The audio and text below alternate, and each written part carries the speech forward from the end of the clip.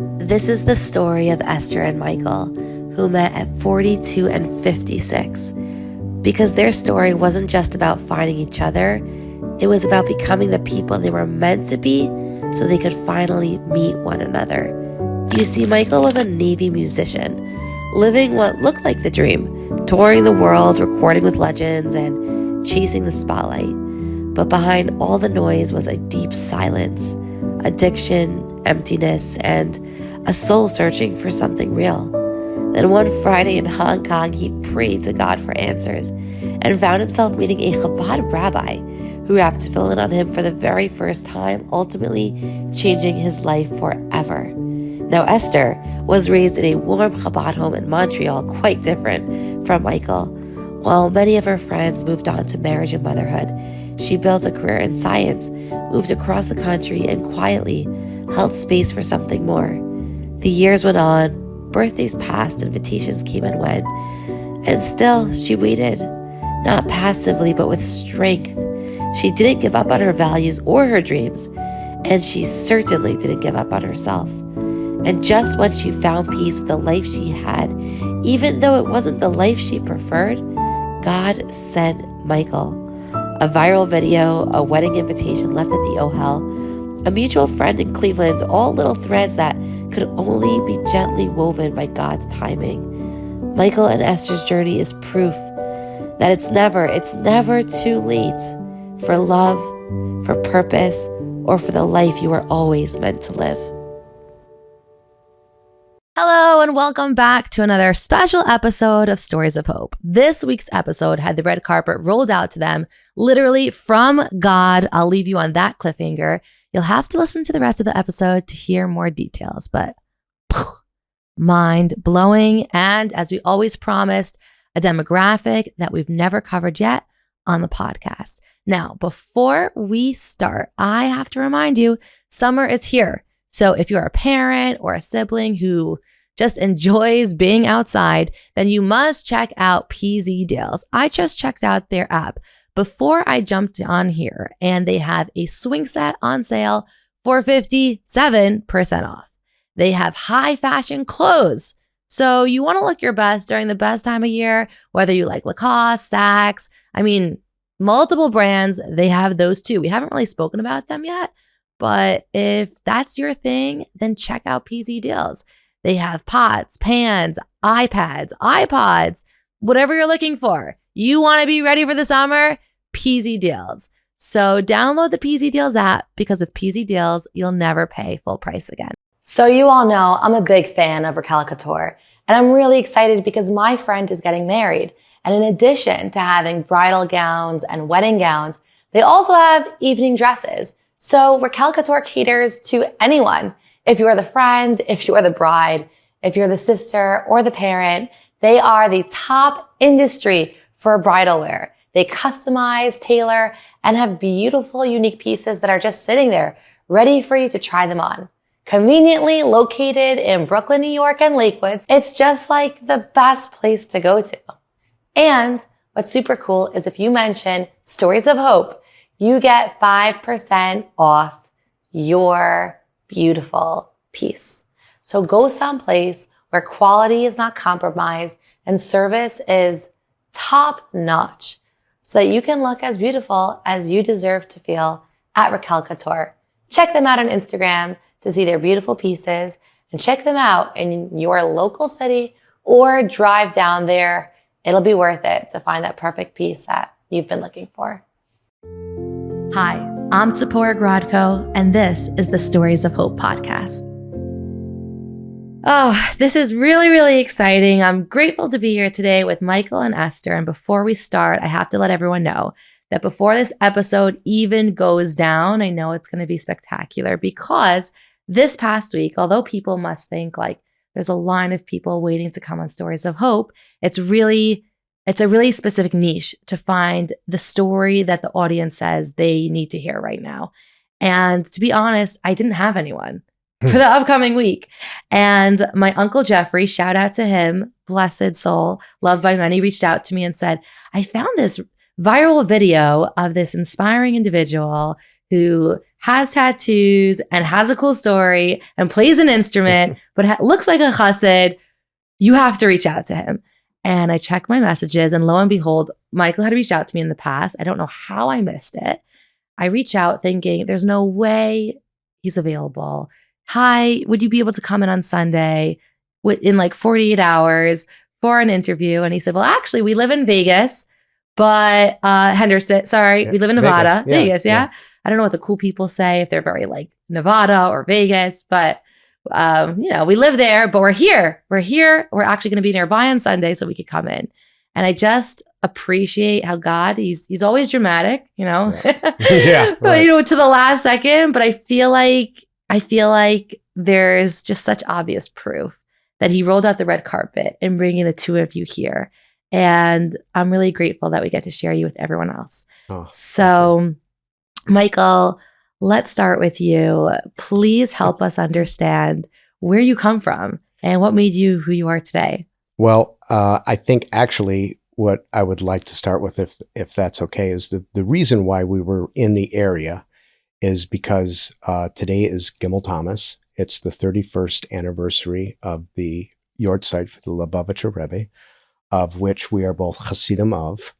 And a lot of people, even non-Hasids, a lot of Jews, a lot of non-Jews, go to the Rebbe's resting place, the Oil in Queens, which is just a stone's throw from here. So that's the Hashgacha protest that we're talking about. So the Rebbe wanted really, you to be here also. He wanted, yes, exactly, 100%. And a big part of our story together started there at the Oil.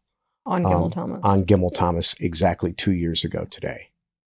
Ooh, a big part. Spooky. Yeah. So before you even start your story, can you please share how old were you when you got married to Esther? And how old were you when you got married to Michael? So I was... You were 56. 56. I was 42.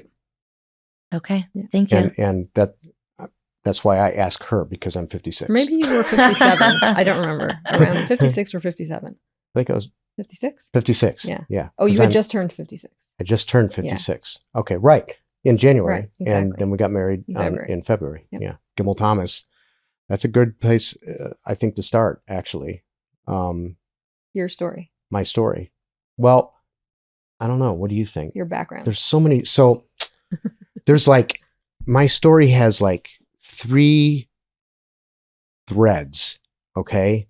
There's my path in Yiddishkeit. There is my path in music and my career in music, which actually forks off into the rock and roll lifestyle that I was blessed to live, where I got to record and tour with literal legends in the music industry. But then there's also 20 years in the United States Navy, 18 of which were a musician. So there's that component, there's those parts. But then there's of course the spiritual component and how I ended up coming to Yiddishkeit in the first place and all the Hashgacha process behind that. And the fact that I'm a ger. My father, so I guess we might as well, I guess maybe the easiest thing would be just to go chronologically. Yeah, I would say start from the beginning. And I like to say that we have our agenda and God has his, and everything that needs to be shared is exactly where your heart will guide you today. Okay. Well, in that case, starting with God. When I was 8 years old, that was the first time that the disease of addiction tried to kill me. I was walking down the little country road that I grew up on, that our family house was on, and a woman who was drunk and high on PCP ran me over with her car. Oof. She dragged me 70 feet underneath her car before her delayed reaction time even registered that she hit something. She went screaming down the road to the closest house that she could find, which happened to be my uncle's house, screaming, "I just killed a little boy." I was the only little boy like on the road at the time that was, growing up on that road. And the speed that she was going and the force of the impact, the doctors said that I should have been killed immediately, or at the very least, I should have sustained massive injury to my spinal cord and been paralyzed, or, had massive injuries to my internal organs, None of that happened. I was treated and released in 48 hours for minor bruising. And they said it was a miracle. And I knew it was a miracle. So shortly after that, I started spending a lot of time out in the woods. Now, up until that point, I had been going to church with my mom, little country church, out in the middle of a cornfield. It's 150 years old. It's still there. My mom is very active in that little country church. Her mother went there and her grandmother went there.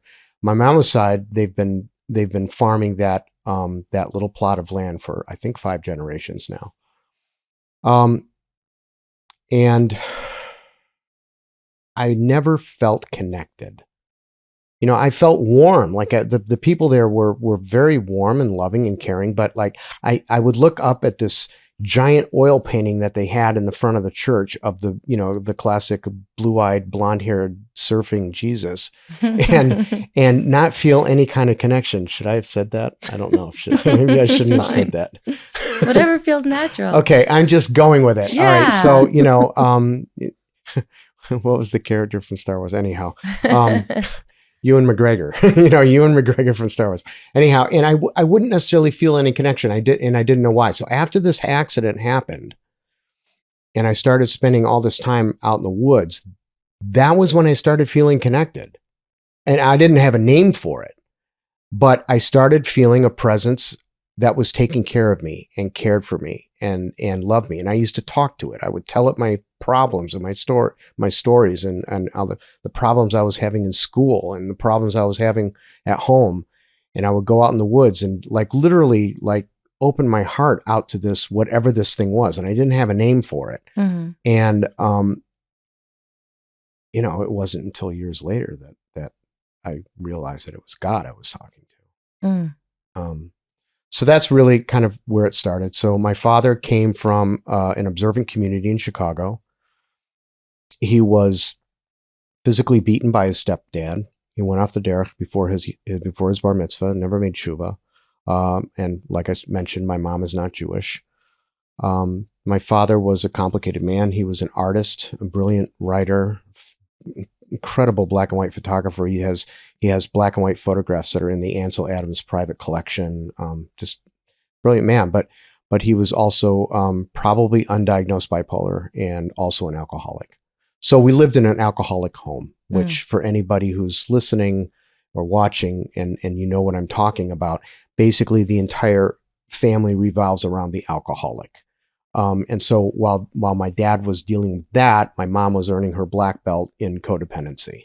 And with all that going on, there was very, very little time for my sister and myself. And we felt neglected a great deal of the time.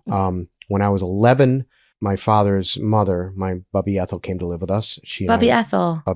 Great name. We became very close. And even though she wasn't 100% frum anymore, the 2 mitzvahs that she always did, she lit Shabbos candles. She would not leave the house without a sheitel.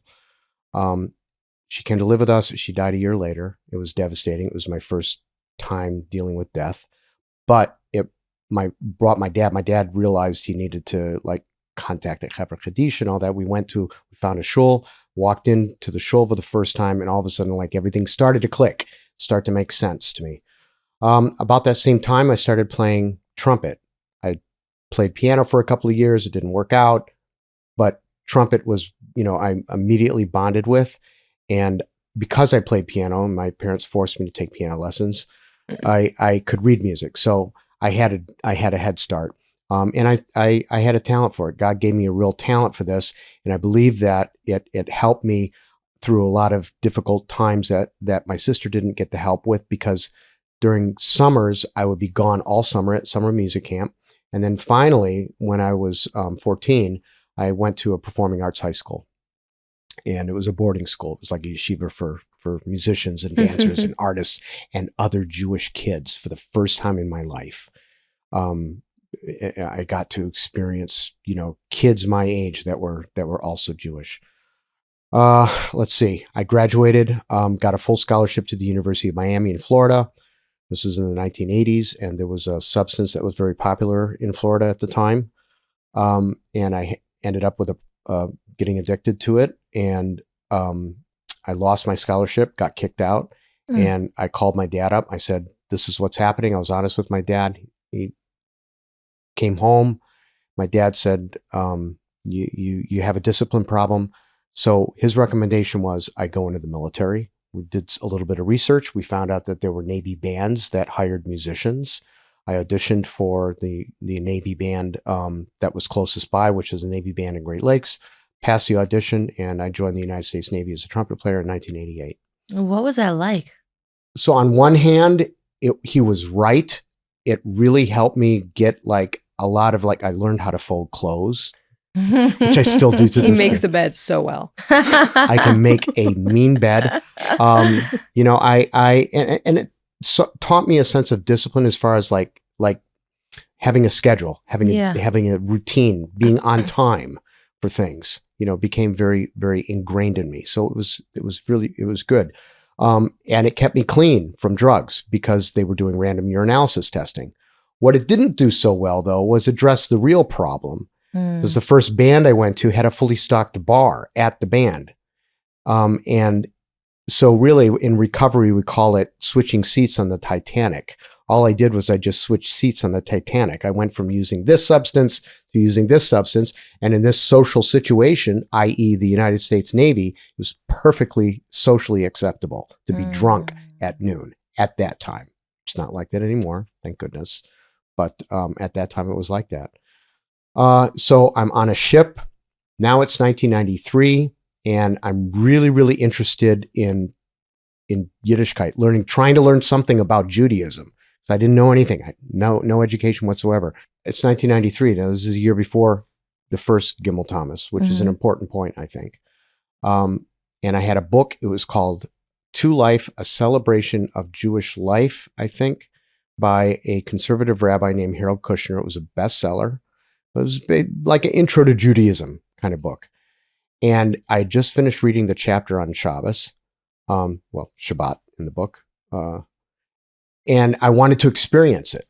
I really wanted to experience it. There were no other Jews that I knew of on the ship. We were about to pull into Hong Kong Harbor on a Friday, late morning, early afternoon.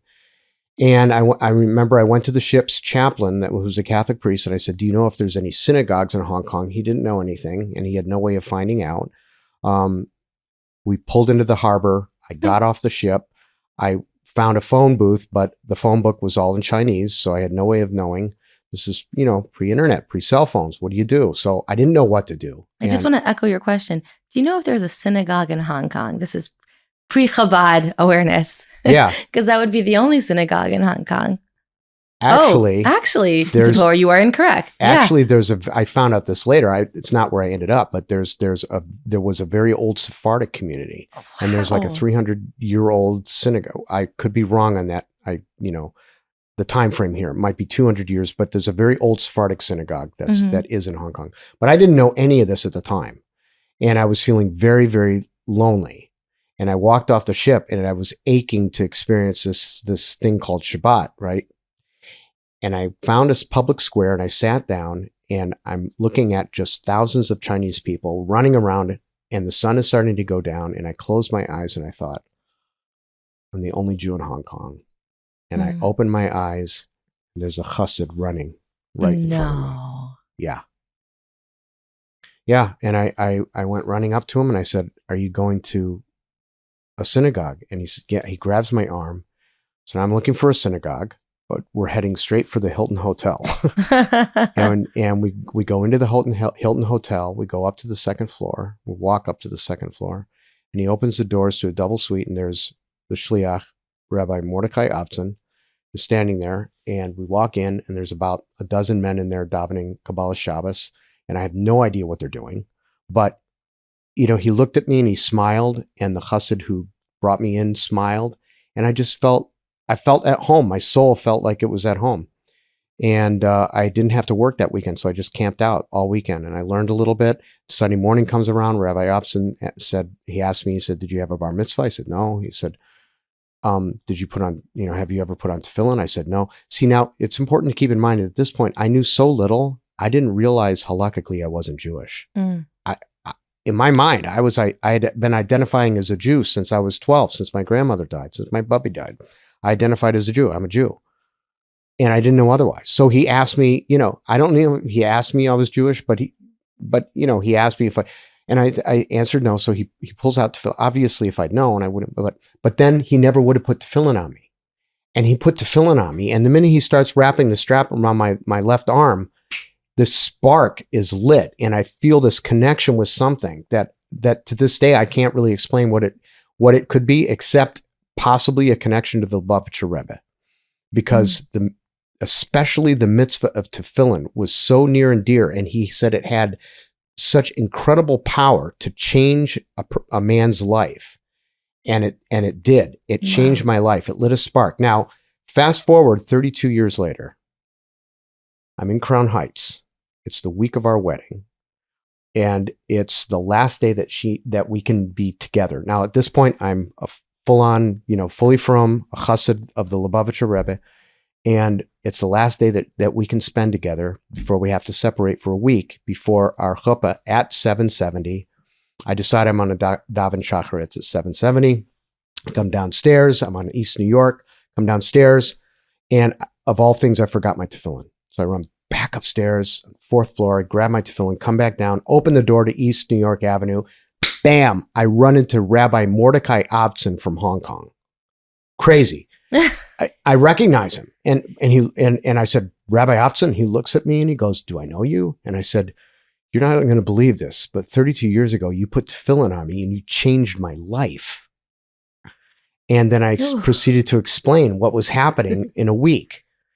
And he was there with his wife. We had lunch at Patisse on Kingston with him and his wife. And he, we all four of us. And he said after lunch, he said, this is such a gift because as shluchim, we plant these seeds and we never know what's going to happen. And very rarely do we get to see, somebody, if they progressed, this far or whatever. But he says, now I've been able to see that the seed that I planted 30 years ago, I can see what the result of that was and the result of the Rebbe's vision.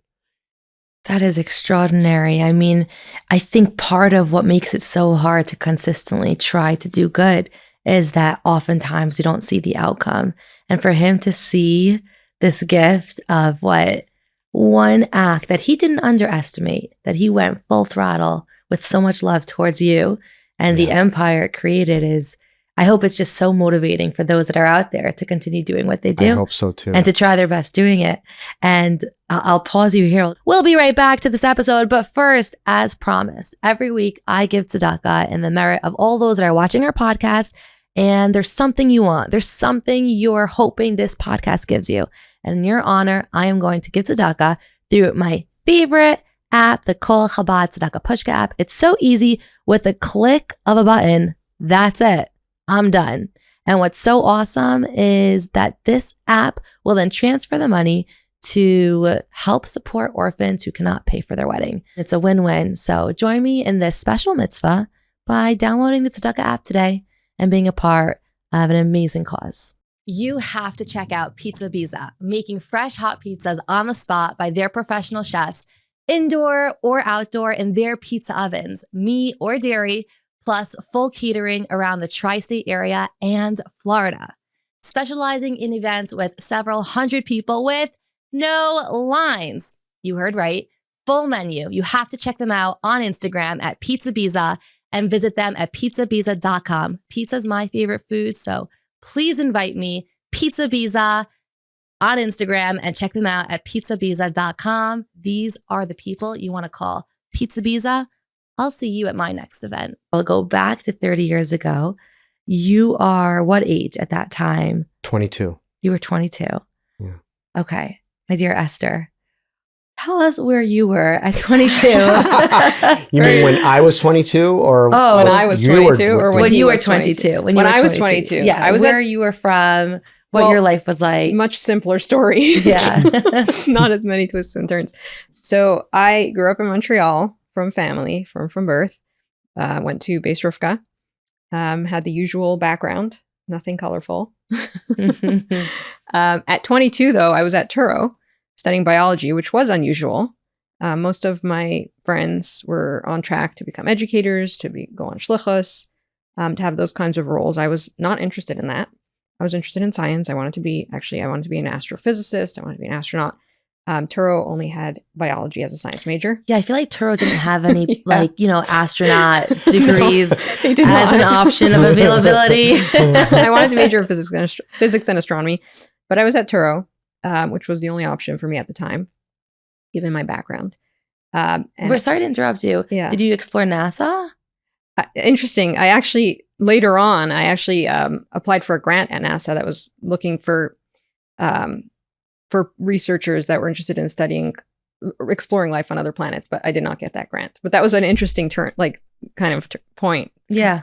Yeah. I was like, Okay, oh, Esther, wow, I don't actually believe get you funded. because you said you're not colorful, and now you told me you wanted to be an astronaut. So I'm just letting you know I'm going to proceed with It's weird. caution, but I will challenge you a from the bit. outside, I was, typically developing Lubavitcher girl Mhm. that wanted to be an astronaut. You're right. Typical. Yeah. Yeah. Well, my environment was typical. Yeah. I ended up doing a PhD in neuroscience at UCLA, cellular physiology, but doing neuroscience research. Very different from my friends, but I was always connected to the community. I was always observant. Considered myself a strong Lubavitcher, still do, but a little bit different from my peers. Yeah. Yeah. Yeah. And from 22 and on, what did your trajectory look like that still made it different than your peers? Well, I was single, first of all. I was traveling. I moved to California. I lived in California for 17 years. Then I moved to Las Vegas, bought a house, still single. Yeah. And how long were you single for before you met Michael? I met Michael at 42 when I was 42.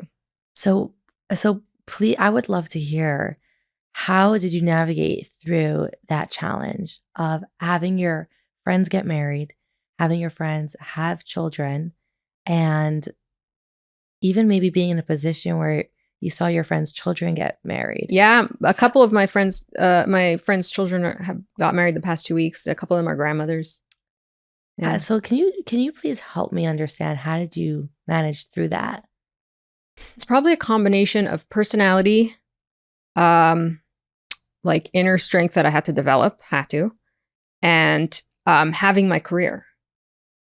I always, and also not wanting to be that person that was sad and complaining, because I saw people like that, single women, even in my 20s, and who were in their 20s. And I said, I'm not turning into that. I'm not giving up on my life. I'm going to live my life. I'm, develop a lot of friendships, develop my career,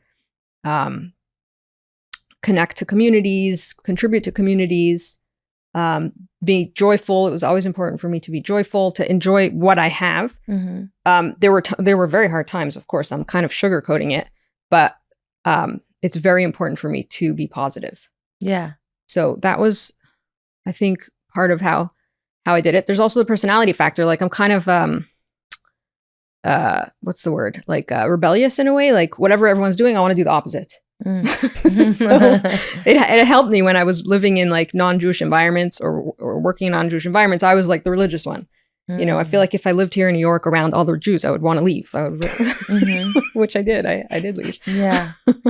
So being the single one, it was like, I'm my own individual. Mm-hmm. And that's a personality trait that I have that I think helped. Yeah. And especially since you had a goal, a passion that you were so driven by, it gave your life purpose and meaning, instead of thinking that your purpose and meaning was to get married and pausing everything that brought you joy to do that. Because we know, unfortunately, people do that too. Yes, I saw that happen, and I was like, that's not going to be me. I'm not going to just stop my life. I'm going to live my life. It's not the life. Maybe it's not the life I thought I was going to live, but this is my life. And what got you through the hard times? I don't know. I don't know. I mean, I just kept going. I don't know. I'm a fighter, I guess. It's not easy. Well, you said inner strength. You have an incredible amount of inner strength. Yeah. That I see. Also, I ignore things. So sometimes I'll just ignore that I'm in pain, which is not a strategy. Maybe not a good strategy, but that's what happened. You're asking. Yeah. I mean, the reality is, like, ignore, numb, distract. We do what we can to cope. Yeah. And sometimes the reality is so painful that it seems like that's the only way to cope until we learn otherwise. So I appreciate you sharing, because it's a natural human experience that most people go through. And I feel like you're saying that and people are probably nodding saying, yep, Yeah. I do that. That makes sense. That's part of the natural human experience. And I think that, something you mentioned, and I kind of want to hear your thoughts on it. Like you said, I fought, like I didn't have a choice. Yeah. What was I supposed to do? Like, you can't stop. Right.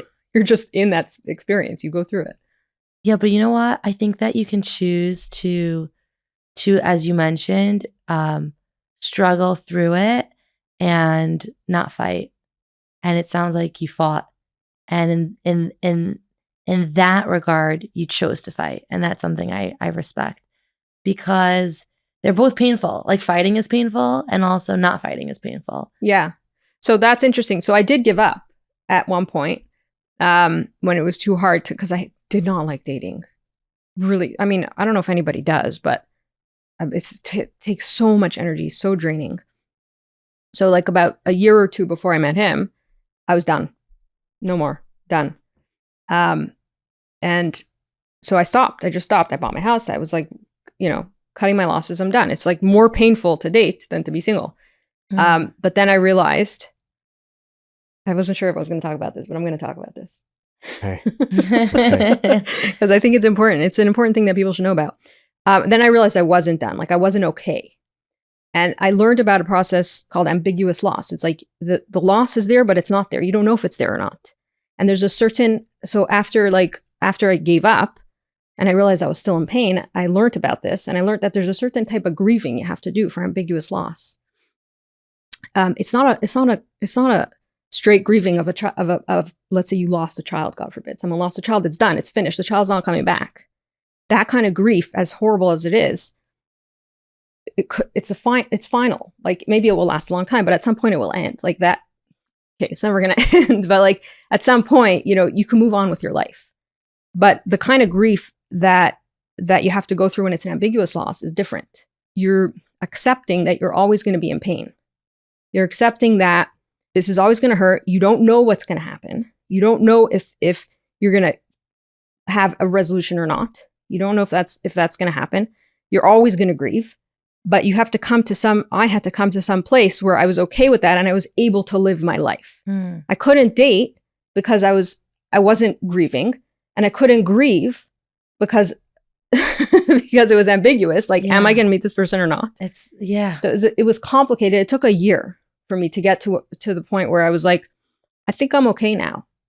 And then a week later, I met this guy. When I said, I think I'm okay now, a week later, I met this guy. And I was able to meet him without any expectations, I was able to like chat with him, without any expectations, without any stress. Yeah. It was just like, I told my friend, at the very least, I'll have a nice chat about music. And we did. We had a nice chat about music. So I was like, okay, I'll go out again.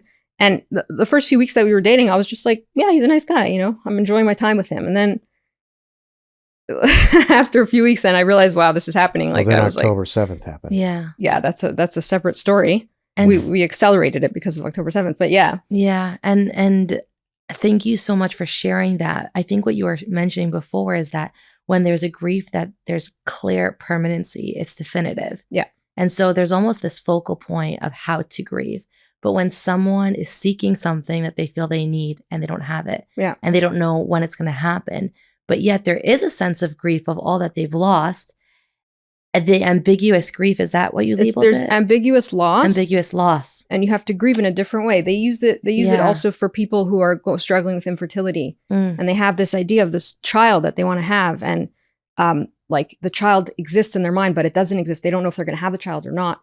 So it's used for a few different situations, this type of grief. Yeah. And if I understand correctly, is it learning to accept and welcome the pain that you're in, and then accept that which you don't know, and where you are now?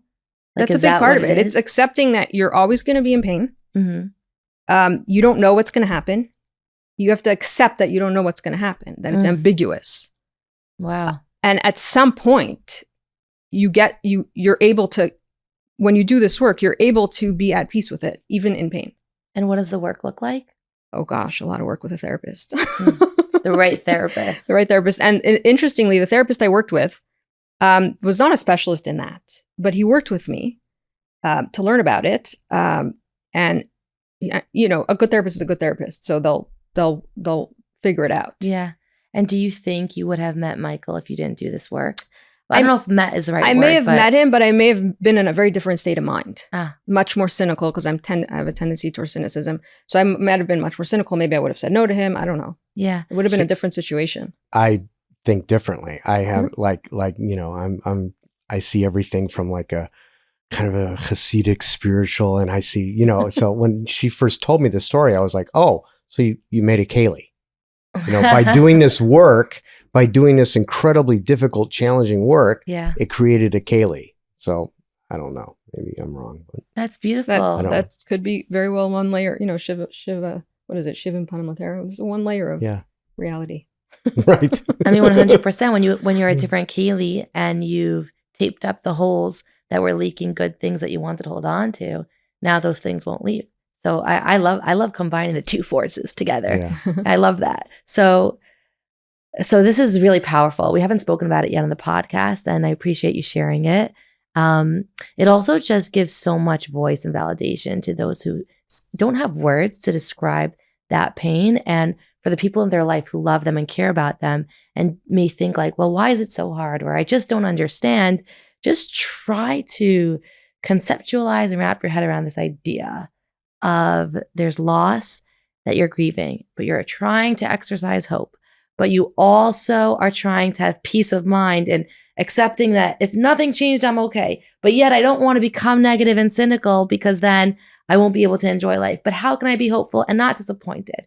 And it's and how do you date through all of this? And how do you have to date with a clear mind. How do you date? But then yet how do you make choices on how to live? And it is an excellent path towards psychosis, in my personal opinion. You know what? It's a special kind of hell. It's a special kind of hell, and so that's such a good way of putting it. It's so hard, and I love how well you shared what your experience was like, because I think it'll be really enlightening and healing for many that are in it now. So Good. Thank you. Thank you. I hope it is, because it's not. I'm a private person, so sharing this is not easy, but I hope it is helpful for people. Thank you. And for those that don't know, when Esther was coming on, she said, well, I'm not really going to talk. I'll let Michael talk. And so I appreciate you doing a lot more than just talking. You really shared from your heart. So I'm going to pause you here. We'll be right back to our episode. But if you love to travel, or you've always wanted to travel, then crank up the volume. I am seriously about to change your life. I just found out about this company called lalechet.org, whose mantra is the following: give us your wish list and we'll give you the world. This is a white glove service agency that takes care of everything when it comes to traveling from top to bottom. They're available 24/6. They'll take care of your airfare. They'll take care of your insurance. They'll take care of your itinerary. And get this, it won't just be done. It'll be perfect. And they offer two options. You can organize your own trip, whether you want an all-women's trip that you've always dreamed of, but just didn't know how to do, a family trip, a work trip. They can even charter a plane if you want something a little extra fancy and that just works for you. Or you can join one of their already curated trips. They have amazing trips that explore Jewish history with fancy meals. I mean, I don't know where this has been, but I know that this is a company I'll be using. So if you finally want the keys to the dreams that you've always had, but now you can finally make them reality, then check out lalechet.com to create that life that you no longer need to dream of, but can finally do. lalechet.com. They'll take care of all of it for you. So now, Michael, we fast forwarded a little bit to your wedding, but I'm curious to hear how, in a summary from that moment in Hong Kong in the shul. Before I do that, I just want to say how amazed I am with my wife. Aww, can you cut that? And how much courage she has. She's like, you're like my hero. So that's pretty. Yeah, thank you. Thank you for sharing. Yeah.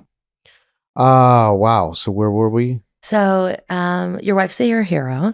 And after that, to summarize, what led to your to further like knowledge and your conversion process before you met your wife? Okay. And then we'll go there. Yeah. It was very difficult to sit and learn because I was in the Navy and I was moving around every 3 years or so. So I was never in any one place. And I was also, except for the last duty station that I had in San Diego, I was never any place where there was really like I wasn't anywhere near any strong community. So it wasn't like I had a lot of options. So most of my learning was done on myself. Like I made flashcards myself of the Aleph base and taught it to me myself sitting on the ship. That was the kind of learning that I did. And as soon as the internet, I had access to the internet and then online resources, I started, looking at a lot of content on Chabad.org and just trying to pick up and learn as much as I could. But it was challenging. So finally, I was in a band, and that's like a whole nother, that's like a whole shas right there. So we've been having fun with like corporate talk. We'll stick a pin in that for right now, and we'll circle back around. I had left the band to go back in the Navy. When I came back in the Navy in 2009, I went to the United States Naval Academy in Annapolis, Maryland, and there was an modern Orthodox synagogue there called Knesset Yisrael, and a beautiful, beautiful rabbi there, Moshe Weisblum. And we sat and we finally, I was in one spot. I could sit and learn. We sat, we learned together for about a year. And after about a year, with all the previous learning that I had done on my own, he was like, okay, I think you're ready. So he phoned up 2 more Orthodox rabbis in the Baltimore area. They put together a beis din. They asked me some questions, and then I had my conversion. Now, there was some question when we got married, there was some question about that it wasn't established beis din. So the beis din in Crown Heights sent me to basically the beis din in Borough Park, and I redid it. It's called a ger lechumra. I redid the process without, obviously they didn't ask me a bunch of learning or anything, but they just wanted to make sure so now I have like a airtight, recognized by the state of Israel. Recognized by the state of Israel with like more hechshers on it than a bottle of kosher Pesach wine in Israel. So I'm definitely Jewish. Yeah. But it was a long process of mostly learning on my own, and as much as I could. But I mean, it was something that I really, because I would show up at a new location. I'd go to the Chabad, and the first thing I would have to tell the rabbi was, look, I'm going to be here. I'm going to be davening shacharis, but you can't count me in a minyan. And that was really hard. I felt sometimes I would be the 10th guy. And they wouldn't be able to do, all the things that we can do with a minyan. So that was hard. Wow. And so after 2011, when I had the ger, I was like, oh, finally, cause like I said, I always felt, I knew I had a Yiddish nefesh. I knew I had a Jewish soul. I knew I was Jewish, but I just needed the documentation to back it up. It just happened that it was from the wrong side, Yeah. And as you're coming closer to God and you finish your conversion process and everything, what age are you here? That was 2011. 2011. And, oh gosh, you're going to make me do math? Nah, it's okay. How old was I think in you were 2011? probably around 40. Yeah, like maybe around 40. Okay. Yeah. So as Michael's coming closer to God at 40, you're still navigating singlehood. And I want to ask you, what was your relationship like with God while struggling with this chapter? It's interesting. I always had a very strong connection to Hashem. But again, because of my tendency towards cynicism, a lot of times it's like a cynical relationship. Oh yeah, okay, very, very nice. Thank you very much, God. But it was there. I was talking. It was open. Yeah. I always daven. I study. I like studying chitas, Chumash Talmud Tanya. So that's always there. It's always. I never like disconnected in that way. Like a lot of people that have struggles, they disconnect spiritually. I never disconnected spiritually. I enjoy the practices. I enjoy spirituality. So But I get angry at God. Like, I talk to him like I talk to myself. Like, yeah, great job, Esther. Yeah. So when when I was going through those struggles, I would have those thoughts. Yeah, I would certainly have those thoughts. But then I would turn right back to him. Yeah. Do you think you would have been able to get through it if you distanced yourself from God? I can't even imagine that. I think that if I would have distanced myself from Jewish community, it would have been much harder. I would have probably had a much more difficult time mentally. Yeah. And emotionally. Community really grounded me. I was always connected to communities wherever I lived. And I always made a lot of friends in the communities. And so that was, I think, very helpful for me. And part of why I was always choosing to be near a community was because I wanted to be near a shul. I wanted to, observe. Yeah. And if it's okay with me asking, how did you combat loneliness during this chapter? Loneliness is an interesting thing. You could be lonely with everyone around you, or you could be lonely, or you could not be lonely with no one around you. I had moments where I was lonely in my late 20s, early 30s. And I was surrounded by people. How did I combat it? I don't know. I just kept going out, I guess. Or maybe you just tolerated it. Yeah. Maybe you didn't combat it. Maybe you tolerated it. But then later on, in my later 30s, I just wasn't. I guess I was healthier later on. Like, in my 20s and 30s, I was like struggling a lot. Then later in my 30s, I just got healthier. Not just, it was a lot of work. I did a lot of work, but I didn't feel as lonely. You could feel lonely or not feel lonely, and you have the same situation of people around you or not around you. Yeah.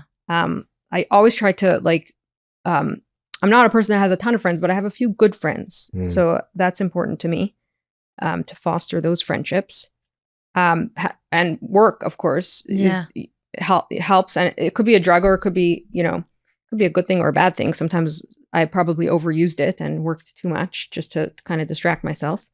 But why is that it didn't hurt me to do that. Yeah. So if you want to, it was a coping mechanism. Better than the way I coped. Yeah, better than how he coped, exactly. I know sometimes I used to think, I wish I had a drug of choice. Thank God I didn't. So it sounds like you were really committed to making sure that your schedule was one that brought you joy, instead of getting stuck in a negativity cycle. Yes. That's the and theme I had seen a lot of negativity around me, and I didn't want to be that. Like I was actively working to not be that. I am not that, because I saw how it brings you down. You know what? It's much harder when you're in it to then be like, shoot, I'm getting stained. How do I get this out? It's much harder when you're in it to get out of negativity than when you see it coming close and you say, ooh, I'm going to put up a door. I'm going to move across the street. So I want to give voice to those who, if they see it coming, there's so much hope. And if you're in it, know like it makes sense if it feels harder to now try to work on how to get through it. Yeah. I can't even imagine if I was more negative, how much harder it would be. Yeah, because essentially negativity is a reflection of pain. I'm in pain, and so this is the way that like my instinct is guiding me, because it's just a reflection of what I'm feeling, instead of working through it and being able to exercise a new train of thinking. And sometimes we wait to feel good in order to do better, to feel better. And what I love, Mel Robbins says that if you wait to be motivated, you'll never change. You have to just do. Has to come. And that's when it's the an hardest inside part, job. but it's not feeling all warm and fuzzy. And so now I'll transition back to Michael. So you're in your 40s. And what is the next, what does the rest of your life look like right now at this point before you met Esther? Well, at this point, my life was very, very much focused on recovering from alcoholism and addiction, which is something I didn't really touch on too much. I hit bottom out on tour with the band that I was in at the time in 2007, and the band leader, God in his infinite sense of humor, put me in a band with two guys that had been in recovery for like 17 and 18 years respectively. And so when I hit bottom out on tour, I turned to them and was able to get pointed in the right direction. So I had been active in recovery. Sorry, can I ask you a quick question? Sure. I don't know if you can answer. How come it's common that many musicians or performers or those in the entertainment industry are prone to addiction?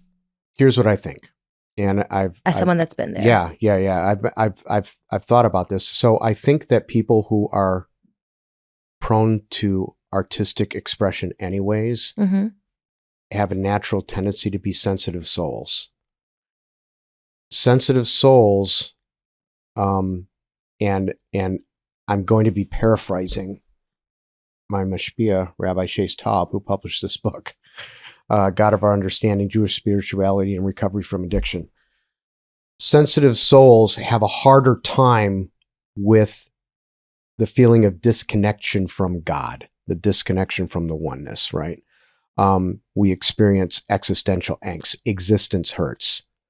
We were talking about loneliness, lonely in a crowded room, not feeling comfortable in my own skin. These were all things that I felt as a child. And music helped cure a lot of that for a long time, but it couldn't cure it all. And eventually I ended up, just like my father, who was an artist, eventually I ended up picking up alcohol. And see, the alcohol or the drug or, name X, Y, and Z, whatever the addiction is, that's not the problem. That's the solution for my problem. My problem is I'm disconnected from God and it hurts. This solution that I found helps me feel connected. It helps me feel all of a sudden I can go into a bar and I can have a couple of shots and I can be the life of the party. And I never was before. And I can have a couple of shots and I can go out on a date. I can have a couple of shots and I can enjoy Shabbos in a way that I never experienced. And for most people, that's fine. For addicts and alcoholics, unfortunately, though, it gets harder and harder. So sorry to get back to answering your question, people who are artistic, people who are sensitive in that way, I think they naturally have a propensity towards figuring out that drugs and alcohol do the job even better and quicker. And a lot of times there's like, you come off the stage, you get this high from being on stage. I'm playing in front of 10,000 people. Mm-hmm. And it's a high. I mean, you're feeding off their energy and you're giving off this energy and you walk away and you go back to your hotel room by yourself. And all of a sudden it's like, oh, what do I do? It's like you're left with this nothing. You're left with this giant God-shaped hole in your soul. So a lot of musicians figure out that they can fill it with other things. And unfortunately, it becomes harder and harder to stop because there's a physical component. See, addiction has three components. There's the physical component, there's the mental health component, and then there's the spiritual component. A lot of people only treat the first two. The problem is if it was just a mental health problem, I could go sit on a therapist's couch for a couple thousand hours and be cured. If it was just a physical problem, I could go to a detox, get detoxed, and I'd be cured. The problem is first and foremost, it's a spiritual problem. It's a spiritual disease that requires a spiritual solution because ultimately it's a disconnection, which is why 12-step recovery is still the most successful way people recover to this day, because it's a spiritual program. You're guaranteed the 12-step states. Having had a spiritual awakening as a result of these steps, we try to carry this message to alcoholics and to practice these principles in all of our affairs. Mm-hmm. You're guaranteed to have a spiritual experience. I think I might have messed up the wording of that, but it's close. It sounds pretty profound and legitimate to me. And it's fascinating that spirituality is just behind the foundation of our well-being. And 100%. The more distant we are, the more challenging it will be. And that ripple effect of destructive activities is just endless. So thank you for sharing that. I appreciate it. So bring us back. I think you said you're in your 40s. You're with the band. I'm back in the Navy. You're back in I left the band. The Navy reached out. They said, we'll offer you a promotion. As a Jew, as an Orthodox Jew at this time. No. This was before I came back in the Navy in 2009. Then I had my conversion. I mean, I was doing a lot, mm-hmm. but not, I wouldn't say I was 100% frum. Okay. And then 2000, so came back in the Navy in 2009, 2011. I had my ger. And then I was Shomer Shabbos as much as I could be Shomer Shabbos. On weekends, I didn't have to work. I was walking to shul, and it was a schlep of about 45 minutes. Oh my goodness. And then on weekends that I did have to work, you know, it was like, well, I'm in the United States Navy. However, after I had the conversion ceremony, I realized something was missing from my life, and recovery was so important to me at this point. I decided, I found out that the Navy had a program where they would send you to school to become a licensed drug and alcohol counselor. So at that point, I applied for this program. I got accepted. I quit the Navy band. Well, I was released from the Navy band, and I became a substance abuse counselor for the United States Navy.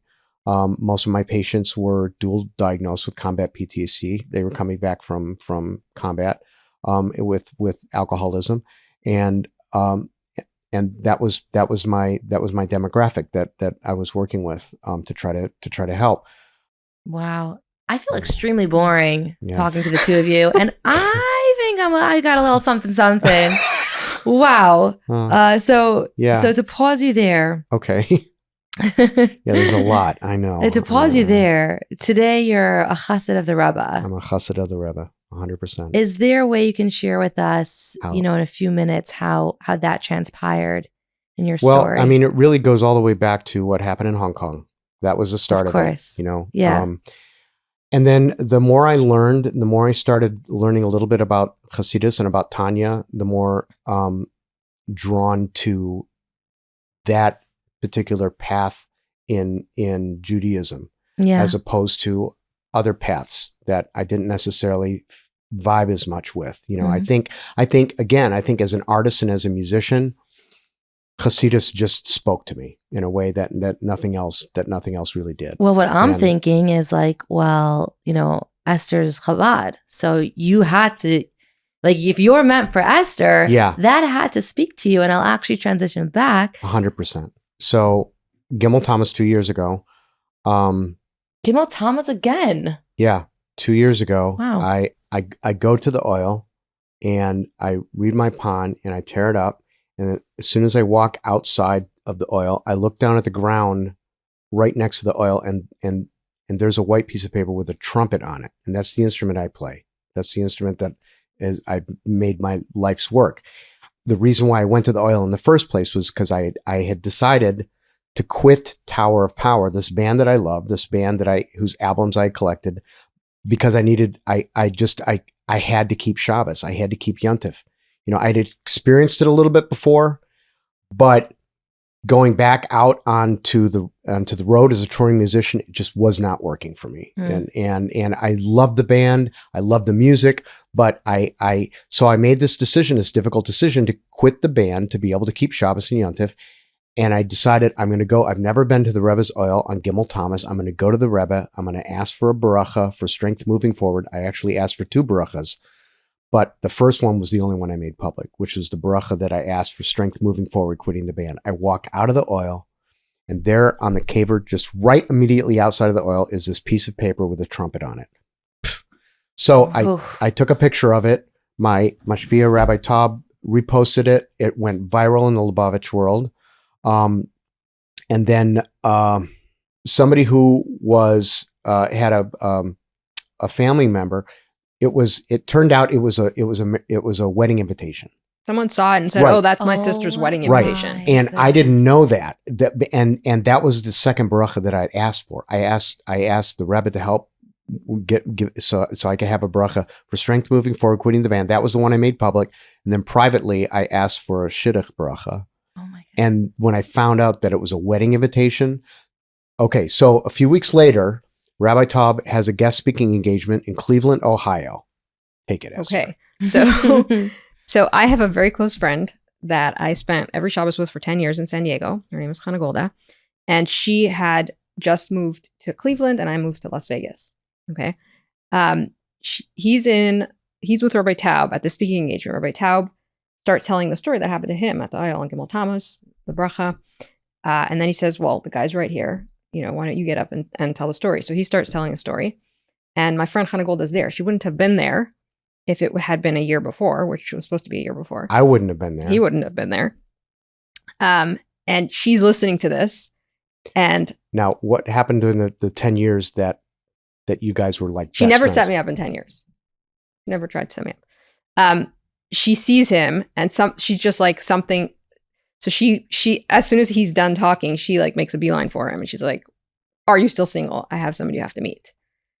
She calls me up and I was like just at that point where I was like kind of at the end of my healing.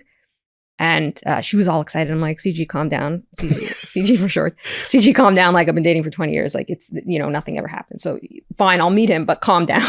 She was very excited about it. And we agreed to meet. We both happened to be in New York, Chalmud Sukkos 2023. We met for the first time on October 1st. We had 3 dates over Chalmud. And then October 7th happened. And we decided that the most important thing we could do right now is to accelerate this process of seeing if we were right for each other. We would have taken it slower. So the next week I went to San Diego. A week after that, he came to Las Vegas. And by Thanksgiving, we knew. Yeah. Yeah. I feel like I'm looking at a miracle. Oh, like, yeah. right in front of me. 100%. Oh, yeah. A series of miracles. And my question for you is, did you have clarity that Michael was the one? Or did you have any fears or worries since this was you never met the right person? I didn't have, like, it was super clear. I dated a lot of men and a lot of wonderful men, very good people. And it was always bothered me. Like, I'm dating this person. He's so nice. He has so many good qualities that I see in him, but I don't feel anything. With him, it was just so natural. Like, I didn't even have the time to think about, is it clear or not? It was just there. It was like we knew each other already. As soon as I saw the wedding invitation, I knew that this was going to happen. Esther was the first frum woman that I ever dated. We met, and I think I knew right away. I was like, "Oh, okay, thanks God." But took me a few more weeks, but yeah, it was just so it was just so right. The trumpet, Navy, convert, rock star, recovery leader, and the Chabad astronaut. Wannabe. Not a shotgun in the world would have set us up. No, superhero. There is not a shotgun in the world. They would have put us together. It literally took Hashem and I believe the Rebbe to make this shidduch. But it was just so right. It also had to be the right time. It was just the right time. And it was right. Yeah. Yeah. What would you tell someone that has lost hope? That is your age. And I have friends in that category. Your age, a man or I have a nothing woman. to say. I just empathize. I have friends in that category, and I'm hoping that if people hear this idea that I shared about ambiguous loss and grief, maybe it will help. But I know what it's like to be in that place, especially to be in the place where you're really not in a good place. And if I was in that place right now watching this podcast, I'd be like, yeah, well, good for you. So I don't have anything to say except I empathize. And what would you tell their family and friends that they can do to help make it easier for them? That's a good question. Or not to do? Yeah, just to be there for them. Just to be there for them. Don't give advice. Don't ask personal questions. Just be there. And even sometimes I didn't want a lot of people trying to set me up with all kinds, like, here, throw this at you, throw that at you. Like, no, I don't want that. So just be there as a support. Don't give me ideas. Give me connection. Give me kindness. Yeah. Be friends. Be community. Be supportive. Yeah. And the other thing is that every person is different, right? So my experience is not necessarily every single person's experience. Maybe some people are experiencing it in a different way, in a way that I could never understand. So just be there for them. Yeah. Thank you. I just have so much admiration for you. Just hearing your story and seeing where you are and not understanding, but trying to understand what you've been through. And it's really special to see where you are here now. I think you're extraordinary. She's my hero too. I'm going to join the team. We'll get t-shirts and everything, Team Esther. Yeah. Thank you so much for sharing your heart. And Michael, what What's a message of hope that you would give over to someone? There's so many aspects of your story, of challenge through your journey. Just what's one thought that's coming to your mind now that you might share with someone in pain that feels lost and hasn't found that light that you so clearly have found? Again, like what Esther said, I think connecting with people is very, very important. The 12-step process works because it's a we program, and that's probably the most important. That might even be more important than the connection with God, is just connecting with other people. So if you're watching this and if you're close to giving up hope, reach out to somebody else, or let somebody else, maybe more importantly, let somebody else reach out to you. You're looking at your phone, the person calling, you look down, before you hit end and don't answer the call. Maybe you need to hear from that person. The other thing I would say is, again, like what Esther said, as much as possible, try to approach things with joy. Try to approach life with joy. We have a saying in 12-step recovery, fake it till you make it. And sometimes that really works. Sometimes, you might be put on a happy face and it might seem inauthentic to what you're experiencing inside at first, but you'd be surprised how often if you do that and you start doing that, like the joy and the feelings that you feel like you are not being authentic with actually start to change you, I think. And then finally, the third thing is have a relationship with a higher power that you can do business with. Very important. That's probably the most important thing for me personally. Yeah. Your stories are pretty extraordinary. As you were both talking, I kept thinking, wait, is this real? Am I really hearing this information? Am I really meeting these beautiful people? And the Rebbe and Hashem brought you in today. It makes absolutely no sense. And I'm just so grateful that I have the opportunity to be a part of everything I know that you're both going to bring and share with the world. So thank you for coming in. Thank you for having us. Thank you for having us. I told you, pretty crazy episode. And thank you so much once again for coming to be a part of it, because it doesn't matter if you put on a symphony, if you have no one to listen, it has no purpose. So as always, I'm so grateful to all of you for supporting our mission, for sharing your feedback, and for just taking a few seconds to let our brave guests know how much this episode meant to you. So if you have a thought, if you have a comment, if you relate, if you love someone who's in this challenge right now, and this episode helped you understand how to support them better, please let our guests know by simply leaving a comment below. If there's something you haven't seen yet, if there's someone you want to see, then please let me know by emailing me at soh@meaningfulminute.org.